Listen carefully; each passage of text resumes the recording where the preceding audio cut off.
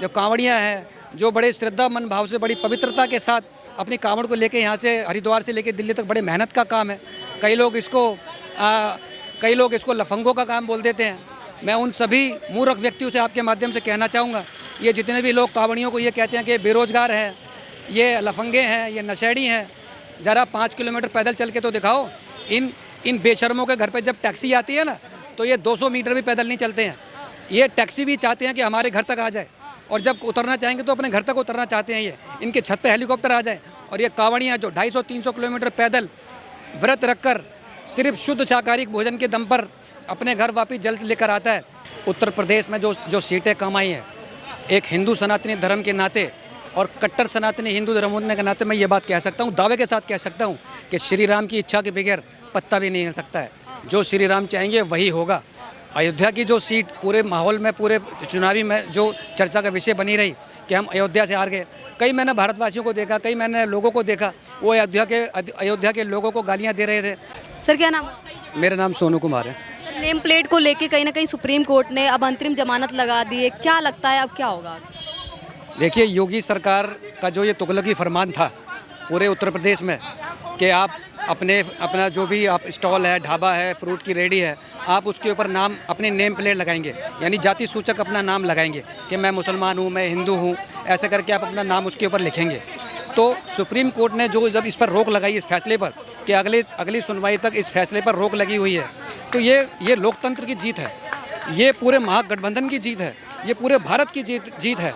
अब जैसे ये फैसला आया, मेरे मन में भी उत्सुकता हुई कि क्या वाकई में ही कांवड़ियों का धर्म खतरे में है, क्या वाकई में ही हिंदू धर्म खतरे में है। ये नेम प्लेट का कोई ऐसा कोई बवंडर पैदा हुआ, तो मैंने खुद जाकर ज़मीन पर जाकर मैंने ये देखना चाहा। तो मैं हरिद्वार से दिल्ली के बीच में, हरिद्वार से मैंने यात्रा चालू की, तो मैंने भी जानना चाहा कि क्या वाकई में कांवड़ियों का धर्म जो है खतरे में आ रहा है, किसी मुसलमान की दुकान पर खाना खाने से या किसी जाति सूचक के ऐसे कुछ लेने देने से। तो मैं मेरी नज़र एक ढाबे पर पड़ी, तो मैं उस ढाबे के अंदर गया। तो जैसे ही मैं ढाबे के अंदर गया, तो जो ऑर्डर टेकिंग वाला बंदा था वो यादव था। मैंने पूछा आपकी जात क्या है, तो वो यादव निकला। जब मैं रिसेप्शन पर पहुंचा तो वहाँ एक मैडम बैठी हुई थी, वो बनर्जी निकली। मैंने पूछा आपका किचन का हेड चीफ कौन है, तो उन्होंने कहा वो केजरीवाल थे, फिलहाल अभी यहाँ पे छुट्टी पर गए हुए हैं। उन्होंने पूरी बात मुझे बताई नहीं, पर मैंने कहा इस होटल का मुझे मालिक का नाम जानना है, मालिक कौन है। तो उन्होंने कहा मालिक का तो अता पता नहीं है, वो कभी कभी बैंकॉक वगैरह चले जाते हैं, फिलहाल यहाँ पर एक खड़गे कर है, वो इस ढाबे को अभी फ़िलहाल संभाल रहे हैं। तो मैंने खड़गे से भी मिलना चाहा। मैंने कहा भैया इस ढाबे का जो मालिक है, जाति मुझे जानना है कि इसमें असली हिंदू है, मुसलमान है, कौन है। तो मुझे उन्होंने भी नहीं बताया। फिर मैंने लोकल अड़ोस से पता करना चाहा। उन्होंने कहा इस ढाबे का जो मालकिन है वो एक लेडीज़ है, जो एंटीनो माइनो कुछ करके नाम है, इटली से संबंध रखती है। तो अब ये भी तो बड़ा धर्म का संकट हो गया कि अब ये हिंदू मुसलमान ईसाई क्या चक्कर हो रहा है। फिर और मुझे उत्सुकता हुई, तो मैंने और गहनता से जांच की, तो मुझे पता चला ये गांधी लोगों की आस्था के साथ खिलवाड़ हो। नहीं, ये कोई गांधी नाम का व्यक्ति है जो इस ढाबे का मालिक है। फिर जब मैंने पूरी और ज़्यादा डिटेल निकाली, तो मुझे पता चला इनके पूर्वज मुसलमान थे। तो जब सुप्रीम कोर्ट के फैसले को मैंने गौर से पढ़ा, तो मुझे पता चला कि जो गांधी ढाबा 70 साल से देश में जो चल रहा है, ये वही गांधी ढाबा है। सुप्रीम कोर्ट ने उसी को मद्देनजर रखते हुए फैसला दिया कि आप उस ढाबे का नाम मालिकाना जाति सूचक कैसे रख सकते हैं, जिसमें वेटर यादव है, ऑर्डर लेने वाला रिसेप्शन पे जो बंदा बैठा हुआ वो बनर्जी है, कोई ईसाई है, जो पूर्वज हैं वो मुसलमान है, फिलहाल जो होटल के मालिक है वो गांधी हैं, पूरा खिचड़ी पकी पड़ी है। तो सुप्रीम कोर्ट ने ये बड़ा ऐतिहासिक फैसला दिया कि आप एक काम करो कि आप नॉन वेज करके आप इसका नाम रख सकते हैं।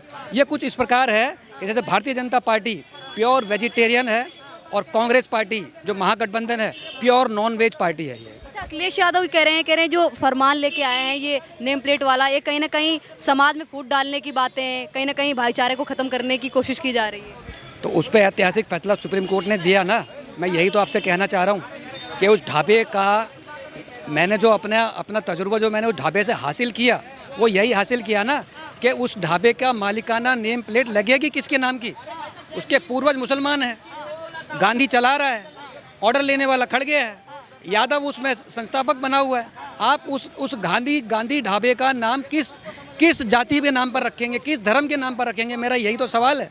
पर इसीलिए सुप्रीम कोर्ट ने बड़ा ऐतिहासिक फैसला दिया कि इन सबको दरकिनार करते हुए आप उस गांधी ढाबे का नाम नॉन वेज या वेज के रूप में दर सकते हैं, जो 70 साल से देश में चल रहा है और जिसका नाम है मोहब्बत की दुकान। कहा जा रहा है कि योगी जी की कुर्सी कहीं ना कहीं खतरे में है, तो ये नेम प्लेट वाला मुद्दा लेके आना चाहते हैं, इसलिए लेके आना चाहते हैं ताकि कहीं ना कहीं कुछ चंद लोगों को खुश कर सकें। चंद लोगों को तो पता नहीं है। देखिए, हिंदू सनातनी धर्म सबके लिए बना हुआ है। जब रमज़ान चलते हैं, जब इनका मुहर्रम चलता है, तब भी सरकार पुरजोर तरीके से सभी का समर्थन करती है और अपने अपने धर्म, अपने अपने मजहब को अपना सेलिब्रेट करने के लिए सबको मौका दिया जाता है। जब बकरा ईद आती है, हर गली मोहल्ले में मुसलमान उसको बलि देता है, बकरा काटता है, निर्जीव जीव की हत्या कर देता है। ऊँट बकरा जो उनके पल्ले मतलब भैंस, जो भी इनके इसमें बताया गया है, क्या सरकार ये फरमान जारी करती है कि आप किसी को भी बलि देने का आपको अधिकार नहीं है? नहीं देती है। हमें मालूम है हिंदू सनातनी धर्म होने के बावजूद ये सब काम किए जाते हैं। तो उसी प्रकार हमारा एक त्यौहार है, जो कांवड़ियाँ हैं, जो बड़े श्रद्धा मन भाव से, बड़ी पवित्रता के साथ अपनी कांवड़ को लेके यहाँ से हरिद्वार से लेके दिल्ली तक बड़े मेहनत का काम है।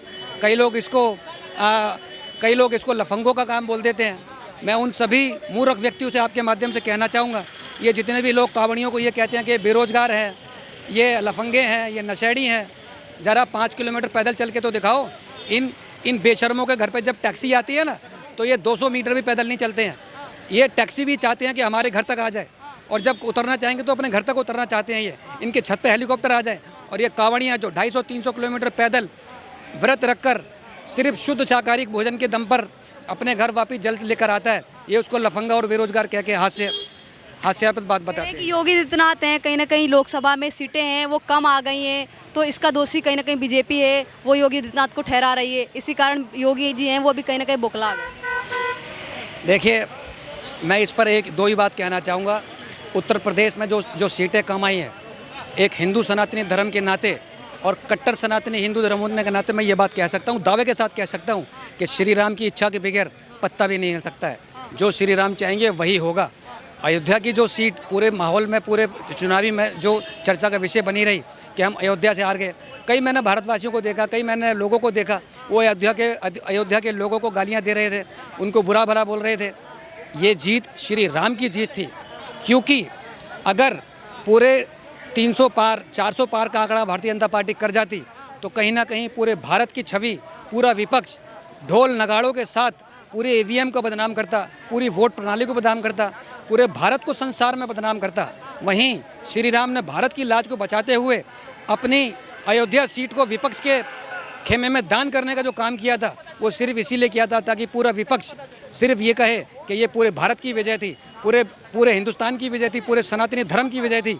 आज कोई भी विपक्षी कम से कम चुनाव प्रणाली को लेकर भारत का बदनाम करने की चेष्टा नहीं कर सकता है। विपक्ष ये भी कह रहा है कि अभी जिस हिसाब से केशव प्रसाद मौर्य हैं और योगी आदित्यनाथ हैं, उनमें अनबन चल रही है, तो 2027 में मुश्किल है ये आ पाए योगी आदित्यनाथ। उनका तो सफाया होने वाला है। सफाया किसका होने वाला है तो समय बताएगा। अब साधुओं का आशीर्वाद, साधु संतों का जो आशीर्वाद है, वो भारतीय जनता पार्टी के साथ है, योगी आदित्यनाथ के साथ है। और जो सत्य वचनों पर चलते हैं, राम के सेवक और राम की कथा को जो आगे बढ़ाते हैं, ये सदा आशीर्वाद उनके साथ बना रहेगा। कहीं लगता है आपको कि बीजेपी है वो योगी आदित्यनाथ को अब नहीं चाहती है कि यूपी का मुख्यमंत्री बनाए? नहीं। देखिए, यूपी सरकार और भारतीय जनता पार्टी कहीं ना कहीं अगर अपना आंकड़े से थोड़ा बहुत जो पीछे रही है, उसमें एक कारण मैं ये भी मानता हूँ। मैं आपके माध्यम से नरेंद्र मोदी से अपील करना चाहूँगा कि ये जो फिल्म सिटी है और ये जो बॉलीवुड है, ये जो भारत का श्री राम के नाम को जो बदनाम करते हैं, अभी कई पिक्चर आई हुई हैं। कल की अवतार नाम की एक पिक्चर आई हुई है, जिसमें हिंदू सनातनी धर्म को दोबारा से बदनाम करने का इन्होंने प्रयास किया हुआ है।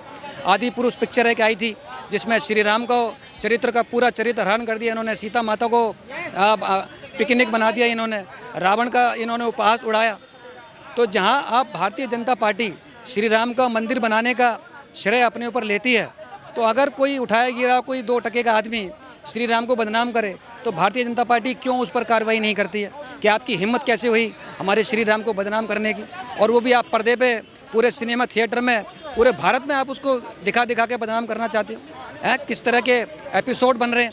मैं पूरी भारतीय जनता पार्टी को आपके माध्यम से चैलेंज करना चाहूँगा कि उनके खून में थोड़ा सा उबाल आए और इस पर भी एक कानून बनाए।